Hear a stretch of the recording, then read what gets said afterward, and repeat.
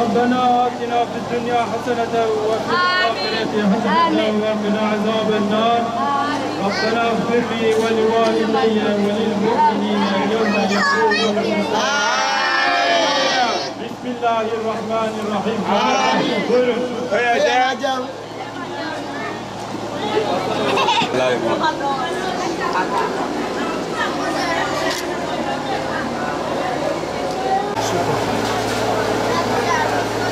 Oye, máa jẹun yín lọ nà fa.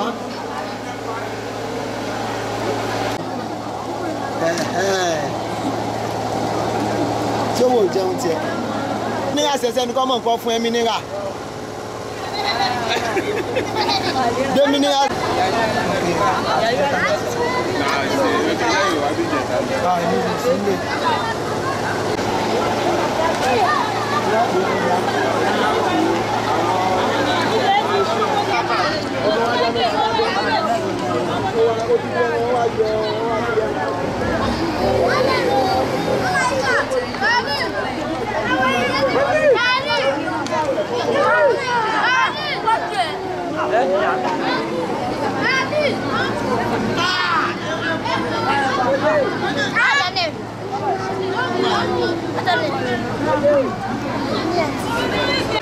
Süleyman abi görüşmek üzere. Allah'a emanet olun.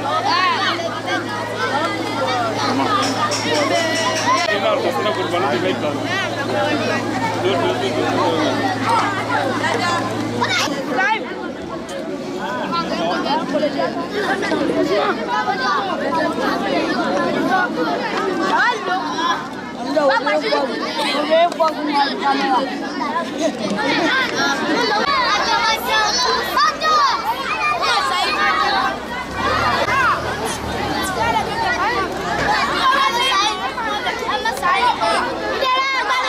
Avrupa Yetim Eli olarak Afrika'nın Nijerya ülkesine geldik. Günlük iftarlarımız var. Bugün de yetim kimsesiz öğrencilere iftarınızı paylaştınız. Elinizdeki, önünüzdeki tabağınızı tabir caizse Afrika'daki yetimlere uzattınız. Dediniz ki ne buyurun biz de aşımızı sizinle paylaşıyoruz dediniz ve cebinizdeki imkanlarınız dahilinde yardımlarınızı buradaki yetim ve kimsesizlere gönderdiniz. İftarlarınızı paylaştınız ve bundan sonra da önümüzde kurban projelerimiz var. Afrika'ya yine biz sadece iftarla sınırlı değil. Tabii senelik periyodik şekillerde 3-4 sefer biz Afrika'da yardımlarımız devam ediyor.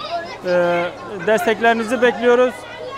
Yardımlarınızı bekliyoruz. Yardımlar yetersiz geliyor. Buradaki Afrika coğrafyasına, Afrika'ya desteklerinizi bekliyoruz diyoruz. Tekrardan Esselamu Aleyküm ve Rahmetullahi Berekatuhu.